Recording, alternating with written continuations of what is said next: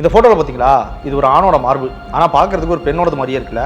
இந்த பிரச்சனையை நிறைய ஆண்கள் ஃபேஸ் பண்ணுறாங்க.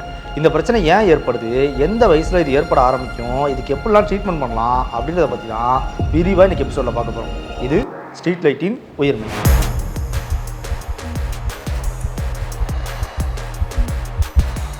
முதல்ல ஒரு ஆணுக்கு ஏன் மார்பக பகுதியில் நிப்புல்லாம் இருக்குது, இந்த கேள்வியோ கொஞ்சம் விசித்திரமாக இருக்குல்ல. இதுக்கான பதில் இன்னும் சுவாரஸ்யமாக இருக்கும். ஆனால் அதை பற்றி இன்னொரு உயிர்மை எபிசோடில் பார்ப்போம். இப்போது ஆணுக்கு இந்த மாதிரி பெண்களை போல் மார்பகம் வளருது இல்லையா, இதுக்கு கைனிகோமேசியா அப்படின்னு பேர். இது ஏன் நிகழுது அப்படின்றத தெரிஞ்சுப்போம். பொதுவாக ஒரு குழந்தை பிறக்கும் போதே அது ஆண் குழந்தையாக இருந்தாலும் பெண் குழந்தையாக இருந்தாலும் குழந்தையில மார்பகம் ஒரே மாதிரி தான் இருக்கும். குறிப்பாக அந்த பியூபர்ட்டி ஏஜ் அடையும் போது பெண்களோட உடம்புல ஈஸ்ட்ரோஜன்ற ஹார்மோன் அதிகமாக சுரக்க ஆரம்பிக்கும். இந்த ஹார்மோன் மார்பக வளர்ச்சியை பெண்களுக்கு தூண்டும். பெண்களுக்கு மார்பகம் எப்படி இருக்கும், உள்ளமைப்பு எப்படி இருக்கும்னா, உள்ளுக்குள்ளே இந்த இடத்துல கொழுப்பு திசுக்கள், இது அடிப்போஸ் திசுக்கள்னு சொல்லுவோம், இது நிறைஞ்சிருக்கும். மார்பகத்துக்கு ஒரு சப்போர்ட்டாக இருக்கும். அதுக்கு மேலே நிப்பிளுக்கு உள்பக்கமாக கிளாண்டுலர் டிஷ்யூஸ் இருக்கும். இந்த டிஷ்யூஸ் தான் உள்ளுக்குள்ளே பாலை சுரக்கும். இப்போது இந்த ஈஸ்ட்ரோஜன் தான் இந்த கிளாண்டுலர் டிஷ்யூ, இந்த அடிப்போஸ் டிஷ்யூ, இதோட வளர்ச்சியை அந்த பியூபர்ட்டி ஏஜ் அடையும் போது பெண்களுக்கு தூண்டுது. அதனால தான் மார்பக வளர்ச்சி பெருசாக ஆரம்பிக்குது. அதுவே ஒரு ஆண் குழந்தைக்கு இந்த வயசில் டெஸ்டோஸ்டெரோன் அதிகமாக சுரக்க ஆரம்பிச்சிடும். அதே நேரத்தில் ஈஸ்ட்ரோஜனும் சுரக்கும். ஆனால் இந்த ஈஸ்ட்ரோஜன் ஆண்களுக்கு ரொம்ப கம்மியாக இருக்கும், டெஸ்டோஸ்டெரோன் அளவு ரொம்ப அதிகமாக இருக்கும். இப்படி அதிகமாக டெஸ்டோஸ்டெரோன் சுரக்கிறனால தான் ஒரு ஆணுக்கு இந்த குரல் வளை மாறுறது, மீசம் முளைக்கிறது இதெல்லாம் ஏற்படும். ஆனால் ஒரு சில நேரத்தில் ரொம்ப ரேராக சில ஆண் குழந்தைகளுக்கு மட்டும் சில காரணங்களால், அது என்னென்ன மாதிரியான காரணங்கள் இருக்கலாம்னா, ஜெனட்டிக்கல் ரீசன்ஸ் இருக்கலாம், இல்லை அந்த வயசில் அவங்க எடுத்துக்கிற அதிகமான கொழுப்பு நிறைந்த உணவுகள் அது காரணமாக இருக்கலாம். இந்த மாதிரி சில காரணங்களால் அவங்க உடம்புல டெஸ்டோஸ்டெரோன் அளவு அதிகமாகிறத விட ஈஸ்ட்ரோஜனோட அளவு ரொம்ப அதிகமாக சுரந்துருச்சு அப்படின்னா, ஒரு பெண்ணுக்கு எப்படி ஈஸ்ட்ரோஜன் மார்பக வளர்ச்சியை தூண்டுதோ அதே மாதிரி இந்த ஆணுக்கும் ஏற்கனவே அதுக்குள்ளே அந்த பெண்ணுக்கு இருக்கக்கூடிய டிஷ்யூக்கள்லாம் இருக்கிறதால, அந்த கிளாண்டுலர் டிஷ்யூ, அந்த அடிப்போஸ் டிஷ்யூ இதெல்லாம் இருக்கிறதுனால ஈஸ்ட்ரோஜன் அவங்களுக்கும் மார்பக வளர்ச்சியை தூண்டிடும். இப்படி உருவாகிறது தான் நம்ம கைனிகோமேசியா அப்படின்னு சொல்கிறோம். ஆனால் அதுக்காக இந்த மாதிரி பியூபர்ட்டி ஏஜ் அடைஞ்சதுக்கு அப்புறம் மட்டும்தான் ஆண்களுக்கு மார்பக வளர்ச்சி தூண்டப்படுது அப்படின்னு கிடையாது. சில குழந்தைங்களுக்கு பிறக்கும் போதே கூட அவங்க அம்மாவோட ஈஸ்ட்ரோஜன் லெவல் அதிகமாக இருந்துச்சுன்னா அந்த அதிகப்படியான ஈஸ்ட்ரோஜன் அந்த நஞ்சு கொடி வழியாக குழந்தைக்கு கடத்தப்பட்டிருக்கும். அது மூலமாக பிறக்கிற குழந்தைக்கு கூட இந்த மாதிரி மார்பகம் பெருசாக இருக்கிற மாதிரியான வளர்ச்சி தூண்டப்பட்ட நிலையில் பிறக்கிறதுக்கு வாய்ப்பு இருக்குது. இது கொஞ்ச நாட்கள்லேயே இல்லை கொஞ்சம் மாதங்கள்லேயே குழந்தைக்கு மறுபடியும் வத்தி போய் மார்பகம் இல்லாமல் மாறிடும். அதே மாதிரி அதிக உடல் எடை கூட மார்பக வளர்ச்சியை தூண்டுறதுக்கு காரணமாக இருக்கலாம். ஏன்னா அதிக உடல் எடை இருக்குன்னா உடம்புல ஃபேட் கண்டென்ட் அதிகமாக இருக்குன்னு அர்த்தம். அதிக கொழுப்பு நிறைந்த உணவுகள் எடுத்துக்கும் போது உடம்புல கொழுப்பு அதிகமாக சேரும்போது அது ஈஸ்ட்ரோஜனை அதிகமாக சுரக்கிறதுக்கு காரணமாக அமையுது. அதுவும் மார்பக வளர்ச்சியை தூண்டுறதுக்கு வாய்ப்பு இருக்குது. ஆனால் பொதுவாக குண்டாக இருக்கிறவங்களுக்கு மார்பகமும் சேர்ந்து குண்டாக்குறதுனால அவங்களுக்கு அதுதான் இருக்குது, கைனிகோமேசியா தான் இருக்குது அப்படின்றத கண்டுபிடிக்கிறதுக்கு கொஞ்சம் லேட் ஆகலாம். அதே மாதிரி வயசாகும் போது இந்த பிரச்சனை வரதுக்கு வாய்ப்பு ரொம்பவே அதிகமாக இருக்குது. எப்படின்னா, வயசாக ஆண்களுக்கு உடலில் டெஸ்டோஸ்டெரோன் லெவல் குறைய ஆரம்பிக்கும். அப்போது ஏற்கனவே அவங்களுக்கு இருக்கிற ஈஸ்ட்ரோஜன் கொஞ்சம் டாமினேட் பண்ணுறதுனால வயசாகும் போது இந்த மாதிரி கைனிகோமேசியா வரதுக்கான வாய்ப்பு ரொம்ப அதிகமாக இருக்குது. கைனிகோமேசியாலேயே சூடோ கைனிகோமேசியான்னு ஒன்று இருக்குது. அதாவது போலியான கைனிகோமேசியான்னு அர்த்தம்.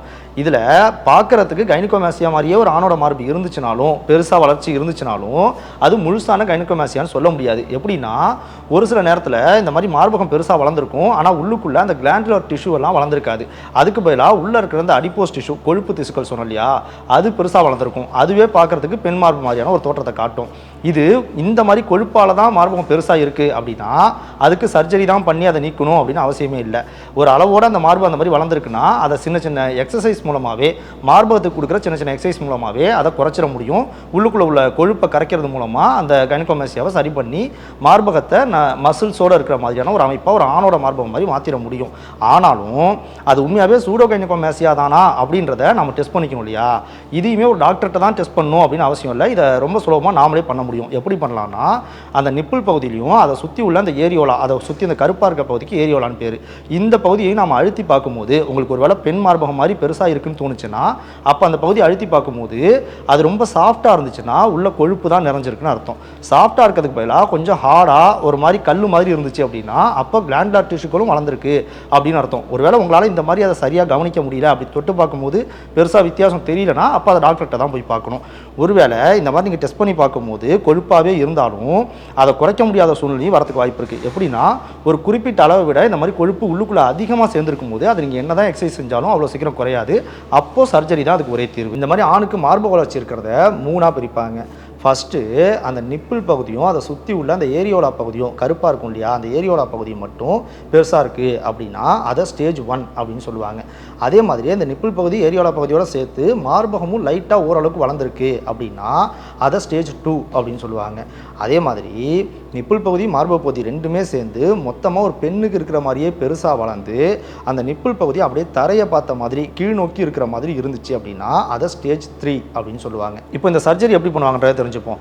ஒரு ஆணோட மார்பக பகுதியில் ஃபேட் கண்டென்ட் ரொம்ப அதிகமாக இருக்குது, அதுவும் நான் முதல்ல சொன்ன மாதிரி எக்ஸசைஸ் பண்ணியே அந்த கொழுப்பை குறைக்கலாம் அப்படின்ற அளவுக்கு இல்லாமல் அதை விட கொஞ்சம் அதிகமாக இருக்குது, எவ்வளோ தான் எக்ஸசைஸ் பண்ணாலும் அது குறையாது அப்படிங்கும்போது ஒரு சர்ஜரி பண்ணி தான் அதை குறைச்சி ஆகணும். அதே நேரத்தில் கிளாண்டுலர் டிஷ்யூ வளரவே இல்லை, கொழுப்பு மட்டும் தான் அதிகமாக இருக்குது அப்படின்னா அதுக்கு லிப்போசெக்ஷன் அப்படின்னு சொல்லிட்டு ஒரு மெத்தட் இருக்குது. இந்த மெத்தடில் சக்ஷன் டியூப் ஒன்று மார்போட மேல் பகுதி வழியாக ஒரு துளை போட்டு இந்த மாதிரி உள்ளே நுழைப்பாங்க. நுழைச்சி அங்கே உள்ள கொழுப்பு திசுக்களை எல்லாத்தையும் உறிஞ்சி வெளியில் எடுத்துருவாங்க. இப்படி எடுக்கிறதையும் சில மெத்தட்ஸை கடைபிடிக்கணும். என்னென்னா ஆணோட மார்பாகவே இருந்தாலும் ஆணோட மார்பகத்துக்கும் அந்த உள்பகுதியில் கொஞ்சம் கொழுப்பு இருக்கணும், ஒரு சரியான அளவில் கொழுப்பு இருக்கணும். எல்லா கொழுப்பையும் கரைச்சி எடுத்துடக்கூடாது. அதனால் எந்த அளவுக்கு கொழுப்பு அங்கே இருக்கணுமோ அந்த அளவுக்கு கொழுப்பை மட்டும் விட்டுட்டு மற்றதை மட்டும் கரைச்சி வெளில எடுப்பாங்க. அதுக்கு இந்த மாதிரி டியூப்பை உள்ளேயும் வெள்ளையுமா முன்ன பின்ன இழுத்து வெளில எடுப்பாங்க. இப்படி எடுத்ததுக்கப்புறம் உள்ளுக்குள்ளே ஏதாவது மேடு பள்ளங்கள் வந்துடக்கூடாது. அதனால் எல்லா இடத்துலையும் இருக்கிற கொழுப்பை சரியான அளவில் பிரித்து எடுக்கணும். இல்லைனா பார்க்குறதுக்கே அப்நார்மலாக சர்ஜரி முடிஞ்சதுக்கப்புறம் ஒரு சில இடம் மட்டும் மேடு பள்ளமாக இருக்க மாதிரி தெரிஞ்சிடும். நார்மலாக ஒரு மேலுக்கு எப்படி இருக்குமோ அந்த மாதிரி இல்லாமல் போயிடும். ஸோ இது ரொம்ப பார்த்து பண்ண வேண்டிய ஒரு சர்ஜரி. அந்த மாதிரி பண்ணி முடிச்சதுக்கப்புறமா அந்த டியூப்பை வெளில எடுத்துருவாங்க. இப்போ அந்த டியூப்பை உள்ளே விடுறதுக்கு ஒரு சின்ன ஹோல் போட்டாங்க இல்லையா, அதுவுமே படு கூட இல்லாமல் கொஞ்ச காலத்திலேயே சுலபமாக மறைஞ்சு போயிடும். இப்போது இதே மாதிரி ஒரு ஆணுக்கு கிளாண்டுலர் டிஷ்யூ அதிகமாக வளர்ந்துருக்கலாம், ஃபேட் உள்ள இல்லாமல் கிளாண்டுலர் டிஷ்யூ மட்டும் அந்த நிப்பிளோட ஏரியாலோ பகுதிக்கு உள்பக்கமாக வளர்ந்துருக்கு அப்படின்னா அதுக்கு கிளாண்ட் எக்ஸிஷன் அப்படின்ட்டு ஒரு மெத்தட் இருக்குது. இந்த மெத்தடில் என்ன பண்ணுவாங்கன்னா அந்த கிளாண்டுலர் டிஷ்யூ இருக்கிற வெளிப்பக்கத்தில் நிப்பிளுக்கு கீழே ஏரியோலா பகுதியும் மார்பக தோல் பகுதியும் ஒன்றா சேருது இல்லையா, அந்த ஜாயிண்ட்டில் கீழ்ப்பக்கமாக இப்படி ஒரு கட் பண்ணுவாங்க. கட் பண்ணிவிட்டு உள்ள கிளாண்டுலர் டிஷ்யூவை கட் பண்ணி வெளியில் எடுத்துருவாங்க. இப்படி எடுத்துகிட்டு அந்த பகுதியில் தையல் போட்டுருவாங்க. இந்த தையலுமே கொஞ்சம் காலத்தில் ஆறி போயிடும். ஆனால் இந்த மாதிரி தையல் போட்டதுக்கப்புறம் சட்டையை கட்டும் போது கொஞ்சம் அந்த தையல் போட்டிருக்காங்கிறது தனியாக தெரியுமே அப்படின்னு உங்களுக்கு தோணுச்சுன்னா, பொதுவாகவே ஆணுக்கு மார்பக பகுதியில் நிறைய முடிகள் இருக்கும். இந்த முடிகள் நல்லா வளர்ந்து அந்த தையலை மறைச்சிரும். ஆனால் இதில் தான் இங்கே ஒரு சிக்கல் இருக்குது. என்ன சிக்கல்னா, இந்த மாதிரி கைனகோமேசியால் பாதிக்கப்பட்ட ஆண்களோட உடலில் டெஸ்டோஸ்டரோன் அளவு ரொம்ப கம்மியாகவும் ஈஸ்ட்ரோஜனோட அளவு ரொம்ப அதிகமாகவும் இருக்கிறதால மார்பக பகுதியில் முடி அதிகமாக இருக்காது. அப்படி அதிகமாக முடி இல்லைனாலுமே இந்த சர்ஜரி பண்ணால் அந்த சர்ஜரியோட ஸ்டிச்சஸ்லாம் வெளியில் தெரியாது. எப்படின்னா அதுக்காக தான் இந்த தையல் போடும்போது இந்த கட் பண்ணும்போது எங்கே கட் பண்ணுறாங்கன்னா அந்த ஏரியோலாவும் மார்பகமும் சேர்ற அந்த ஜாயிண்ட்டில் கரெக்டாக கட் பண்ணுறதால அது அந்த ஜாயிண்டோடையே சேர்ந்து மெர்ஜ் ஆகிறதுனால தையல் போட்ட வடு கூட வெளியில் தெரியாமல் இருக்கும். அதனால் நீங்கள் நார்மலாக எல்லாரும் எப்படி சட்டையை கட்டும் போது வெளியில் நிறையா பேர் இருக்கும்போது கூச்சப்படாமல் சட்டையை கட்டுவாங்களோ அதே மாதிரி நீங்களும் ஃப்ரீயாக இருக்கலாம்.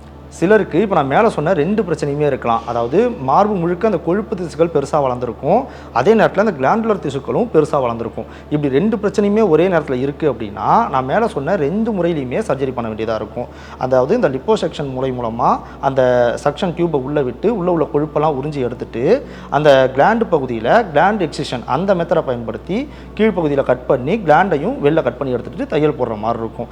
இந்த மாதிரி சர்ஜரி பண்ணி முடிச்சதுக்கப்புறம் டாக்டர் சொல்கிற சில விஷயங்கள்லாம் கொஞ்சம் காலத்துக்கு நம்ம ஃபாலோ பண்ண வேண்டியதாக இருக்கும். எதுக்காகனா இந்த கொழுப்பு நிறைஞ்சிருந்துச்சு இல்லையா, அந்த கொழுப்பை நம்ம கட் பண்ணி எடுத்துட்டோம், உறிஞ்சி எடுத்துட்டோம். இப்போது மேலே உள்ள அந்த தோலுக்கும் உள்ள மசிலுக்கும் ஒரு ஃப்ரிக்ஷன் உருவாகிறதுக்கு வாய்ப்பு இருக்குது. அதனால் அதிகமாக நம்ம எதுவும் ஸ்ட்ரெயின் பண்ணாமல் இருந்தோம்னா பிரச்சனை இல்லாமல் இருக்கும். ஆனால் ரொம்ப அதிகமாக ஏதாவது ஸ்ட்ரெயின் பண்ணுறோம், கையெல்லாம் ஆட்டி ஏதாவது ஒரு வேலை செய்கிறோம், உதாரணமாக பைக் ஓட்டுறோம், கார் ஓட்டுறோம், இல்லை வேகமாக வாக் பண்ணுறோம், ஓடுறோம், இந்த மாதிரி விஷயத்தெல்லாம் செய்யும்போது ஃப்ரிக்ஷன் ஏற்படும். அந்த ஃப்ரிக்ஷனை தடுக்கிறதுக்காக உள்ள ஃப்ளூயிட் அதிகமாக சேர ஆரம்பிக்கலாம். இது உள்ள இன்ஃப்ளமேஷனை ஏற்படுத்தி பாதிப்பு ஏற்படுத்துறதுக்கு வாய்ப்பு இருக்குது. அப்புறம் அந்த சர்ஜரியை மறுபடியும் ட்ரீட் பண்ண வேண்டியதாக போய் முடிஞ்சிடும். அதனால் இது மொத்தமாக குணமாகறதுக்கு இந்த சர்ஜரி பண்ணி முடிச்சதுக்கப்புறம் அந்த மார்பு பகுதி மொத்தமாக குணமாகறதுக்கு ஒரு 6 வாரம் வரைக்கும் ஆகும். அந்த 6 வாரம் வரைக்கும் டாக்டர் சொல்கிற மாதிரி உடம்பு அதிகமாக ஸ்ட்ரெயின் பண்ணாமல் இருந்தாலே போதும். ஆனால் இந்த சர்ஜரி முடிஞ்சு ஒரே நாளில் நம்ம வீட்டுக்கு போயிடலாம். இன்றைக்கி சர்ஜரி பண்ணுறாங்கன்னா இன்றைக்கி ஈவினிங் நீங்கள் வீட்டுக்கு போயிடலாம். சர்ஜரி ஒரு பெரிய ப்ராசஸ் இல்லை. ஆனால் சர்ஜரிக்கு அப்புறம் கொஞ்ச நாள் மட்டும் நம்ம கரெக்டாக இருந்தால் போதும். நம்ம உடலில் இருக்கிற உறுப்புகள்லேயே ரொம்ப முக்கியமான உறுப்பு எதுன்னு கேட்டால் நம்ம ஒன்று நம்மளோட மூளையை சொல்லுவோம், இல்லை நம்மளோட இதயத்தை சொல்லுவோம். இது ரெண்டும் தான் நம்ம உடம்புல இருக்கிறதே ரொம்ப முக்கியமான உறுப்புன்னு நமக்கு தெரியும். இந்த 2 உறுப்பில் எது நம்ம உயிர் வாழ்கிறதுக்கு ரொம்ப முக்கிய தேவை, எது நம்ம உடம்புல ரொம்ப முக்கியமான உறுப்பு அப்படின்னு கேட்டால் அதுக்கான பதில் ரொம்பவே சுவாரஸ்யமாக இருக்கும். அதை பற்றி நம்ம ஏற்கனவே ஒரு உயிர்மை எபிசோடில் பேசியிருக்கோம். அந்த வீடியோவோட லிங்க் இந்த கார்டில் இருக்குது, விருப்பம் கிளிக் பண்ணி பார்த்துருங்க. அடுத்த வாரம் புதன்கிழமை 6:30 மணிக்கு இன்னொரு உயிர்மை எபிசோடில் சந்திப்போம். அது வரைக்கும் ஸ்ட்ரீட் லைட் சேனலோட இணைஞ்சிருங்க.